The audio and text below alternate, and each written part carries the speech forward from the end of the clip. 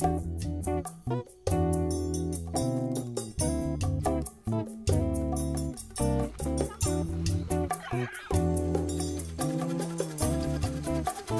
this is a very special moment for Acre.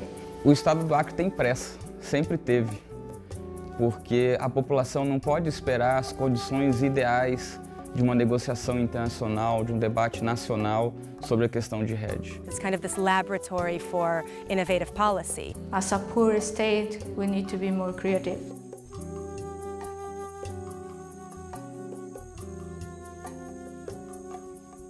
The BR-364 highway cuts across the Brazilian state of Acre towards the border with Peru. Rainforest still dominates in this part of the Amazon. Acre still has 87% of its forest cover. But the paving of part of the road in 2010 means this area is now at risk of increased deforestation. So Acre's government has identified this strip of highway as one focal area for initiatives to slow deforestation. O governo não gostaria de fazer com que outros lugares que a gente tem feito, encontrado formas de desenvolvimento sejam repetidos, como a expansão da pecuária de forma desordenada, a expansão das queimadas, os problemas que nós temos encontrado para poder fazer os produtores gerarem renda e, ao mesmo tempo, garantir sobrevivência, soberania alimentar. Smallholder farmers like Sebastião Lima da Silva receive assistance from the state to adopt more sustainable practices. They were encouraged to develop fish and chicken farming, given açaí seedlings to enrich their forests with the popular fruit, and taught agricultural techniques that reduce the need for fire. E se a prof nunca tivesse aparecido aqui, o que o senhor estaria fazendo? Estava no mesmo desmate. No mesmo desmate. Brocando, derribando, queimando. Porque nós não tínhamos outra alternativa, né? Para viver. E nós tínhamos que arrumar um meio de fazer o menos para o consumo, né? Nós precisamos da mandioca, nós precisamos do feijão, precisamos do milho, precisamos do arroz. E se nós não queimássemos e não desmatássemos, nós não tínhamos como viver. Mesmo pagando de multa de Ibama, mas nós não tínhamos outra saída, a não ser desmatar para plantar alguma coisa para comer. Aí por aí está melhorando, tudo está melhorando, né?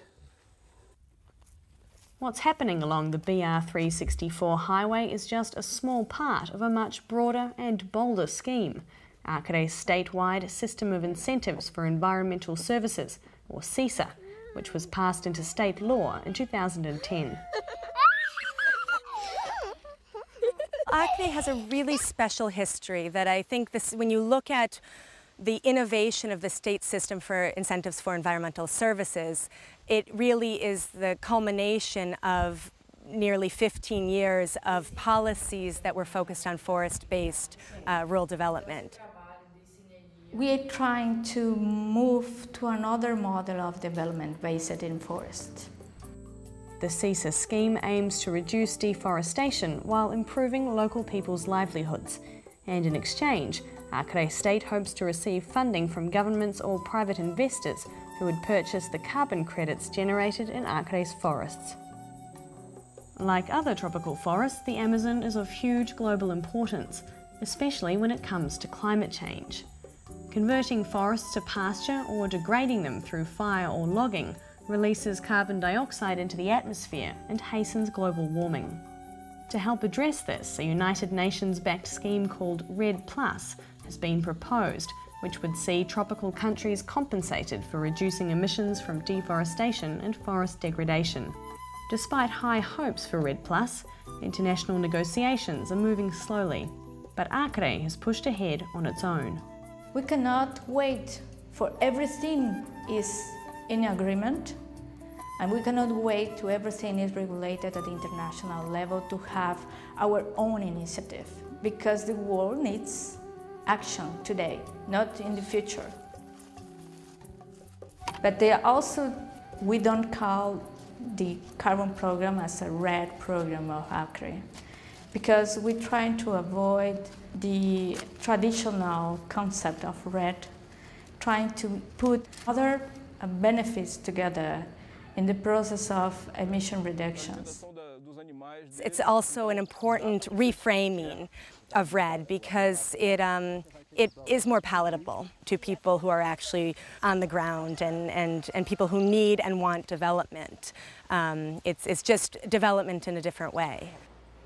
Acre's Attorney General, Rodrigo Neves, was involved in establishing the legal framework for CISA. Então hoje, mesmo sem um sistema nacional, um sistema internacional de rede, nós conseguimos desenvolver um sistema consistente, que nós entendemos que traz credibilidade porque tem instituições permanentes. Isso, evidentemente, que cria um incentivo de baixo para cima para que a própria União se movimente e, nas negociações internacionais, leve em consideração aquilo que a gente está fazendo aqui. E agora entendemos que o Estado já está amadurecido para dar o segundo passo e entrar realmente no mercado regulado e fazer as primeiras ofertas públicas de créditos. Acre is currently in negotiations with another state, California, about supplying carbon offsets to its cap-and-trade system for carbon.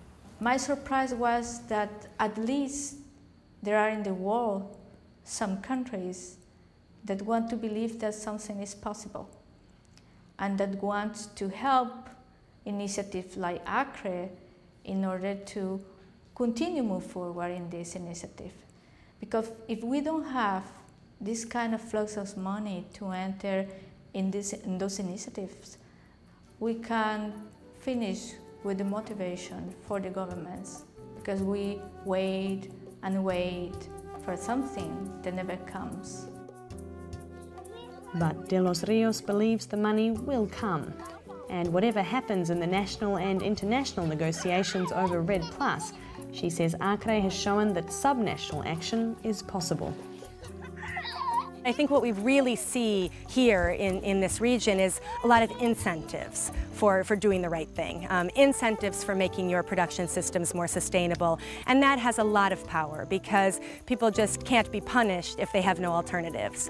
And here the government of Acre has basically given people a host of alternatives. A questão ambiental, ela transcende a questão das leis e transcende até a nós mesmos, né? Então isso tem movimentado o próprio espírito do Estado. Quem conhece o Acre sabe que ele tem características diferenciadas em relação a outras regiões da Amazônia, por ter uma história em que as pessoas se veem como uma comunidade, por ter uma luta histórica de muito tempo de defesa da floresta, e isso contagia todos que estão aqui. Então, como advogado, a chance de fazer algo que transcenda o próprio trabalho e a própria existência, em benefício não só das pessoas que estão aqui, mas da humanidade, faz com que a gente tente fazer muito mais do que aquilo que faríamos normalmente no trabalho.